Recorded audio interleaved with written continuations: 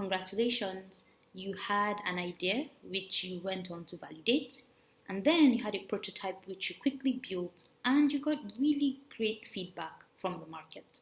The next stage is to build, and here you want to think of the lessons that you learned from your prototype. So what went well? What were the wrong assumptions that you had? And what did the market request for? The goal of the build phase is to build an informed solution based on the feedback that you got during the prototype. And so this is where we introduce the concept of the minimum viable product, or more popularly called the MVP. And the way to think about this is, what's the smallest version of your product that represents the core value that your business is offering?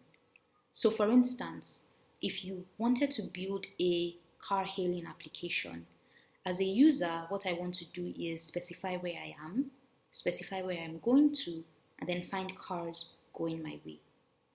I can either enter this information manually, or the application could figure out where I am. But what you have to think of at the build stage is there will be a lot of trade-offs and there will be a lot of risks that you have to essentially undertake.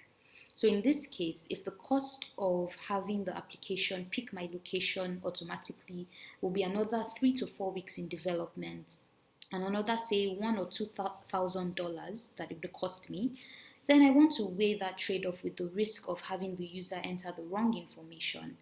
And so the goal at the end of the day is to ensure that we launch as quickly as possible. So that's one way to think of an MVP. But let's look at what an MVP is not. So for instance, features like sharing my ride with friends is definitely not part of the MVP. Features like adding stops on the way to my destination is definitely not part of the MVP. And features like splitting my bill with friends is definitely not part of the MVP. And so I'm sure that you can draw and you can see some of the examples between what Uber had when they launched their first application with their more matured product. Another way to think of what an MVP is not is in ensuring that you do not offer too little value, in the sense that your solution is not clearly understood by the market. So I'll give you an example. Imagine you wanted to build a messaging application and the goal was to enable one user send a message to another user. Now, one way to not think of your MVP is in creating a solution that reads phone numbers from the phone book. Now, in one sense, this is valuable in that as a user, I do not have to manually type in the number. But why it's not valuable as an MVP is because it doesn't provide the value of your core business, which is communication.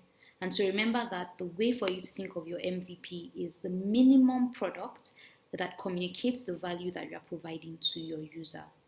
And so some practical steps to achieve this will be this. So have a list of, say, 2 to 3 key features that you plan to build out in your product. But what you also want to do is ensure that you have a clear timeline. Lots of products never launch because there's a lot of refining that keeps going on. And at the end of the day, the product timeline is extended, and it's either that the business runs out of funds or someone else comes into the market to launch an equally good product. There's also a popular saying which I really love, and it says that if you're proud of the first version of your MVP, then you've already launched late. That means that you definitely will launch a version in the market that you believe can be better, but because you've prioritized getting it out there into the market over aesthetics, over extended functionality, that it means that you will never be fully proud of your MVP. But the good thing is this saves you time and money, because what that means is you have a product that's out there that's collecting real data from users.